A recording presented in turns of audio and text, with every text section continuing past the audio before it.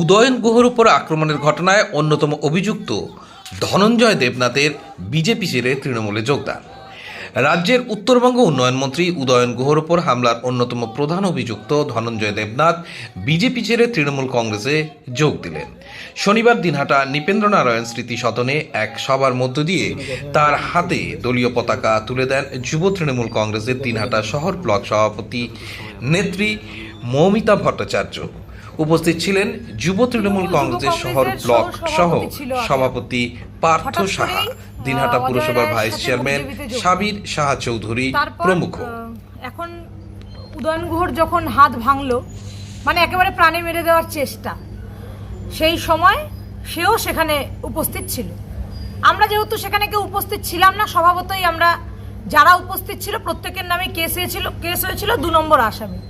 বহুদিন ধরে আমাদের সাথে যোগাযোগ রাখছিল দূর থেকে, যে আমি দিনহাটায় ফিরতে চাই, যেহেতু ওর নামে একটা কেস হয়েছিল, বেল নেয়ার ব্যাপার ছিল। তারপরও উদয়ন গুহর ওপর আক্রমণ মানে আমরা কাউকে ছেড়ে কথা বলতাম না, কারণ আমাদের অভিভাবককে যেভাবে আক্রমণ করা হয়েছিল, এটা দিনহাটার মানুষের ক্ষোভ, এখানে কোনো রাজনীতির ব্যাপার ছিল না।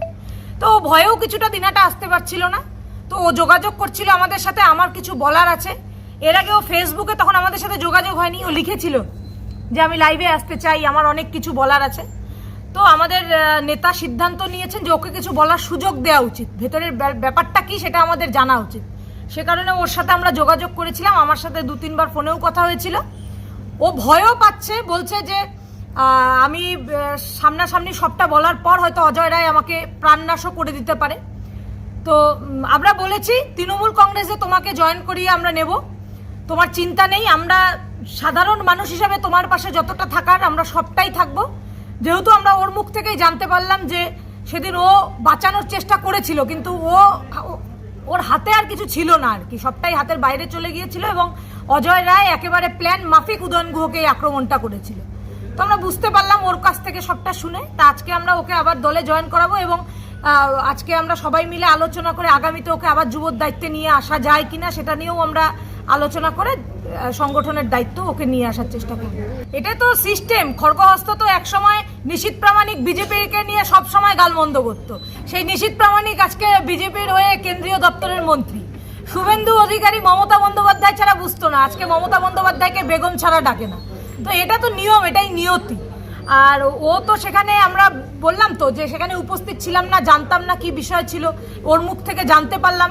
আমাদের কেসের ব্যাপারেও এখন আমাদের এগোতে অনেক বেশি সুবিধা হবে। আমরা আরও মানে অজয় রায় যে দুষ্কৃতি আমরা জানতাম, কিন্তু ও যে মহা দুষ্কৃতি, ওর সাথে থাকা বন্ধুর সাথেও যে এরকম শত্রুতা করতে পারে, আপনাদের মাধ্যমে আজকে সবাই জানুক।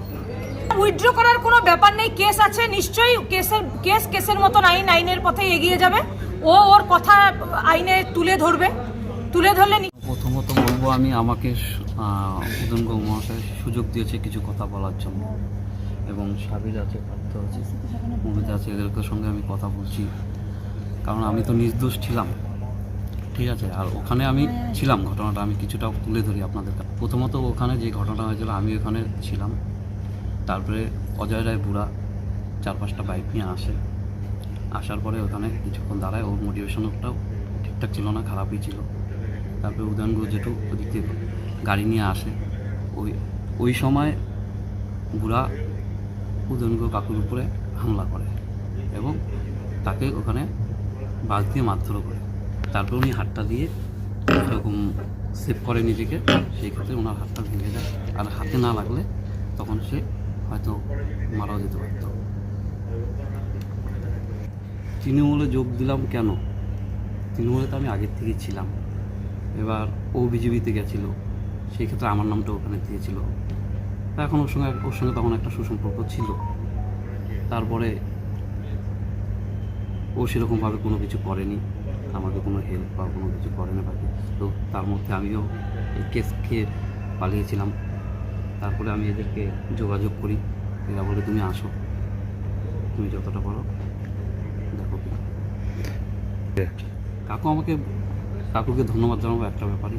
কাকু আমাকে বলেছে এই যে কথা বলা, এই যে প্রেস মিট করা, এগুলোর জন্য কাকু বলেছে দল করবো, এটা ন্যাচারাল।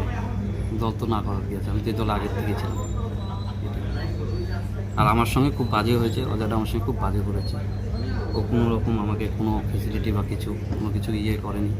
ও তো টোটালি আমার সঙ্গে বেমানি করেছে। আর কি বলবো, আর ও তো বেমান। এটাতে কি বলবো, এটা তো কোনো আপনাদের দেশও তো কোনো কিছু করেনি, কোনো খবর নেই, কোনো কিছু করেনি। তাই জন্য আমি কিছু বলতে চাই না।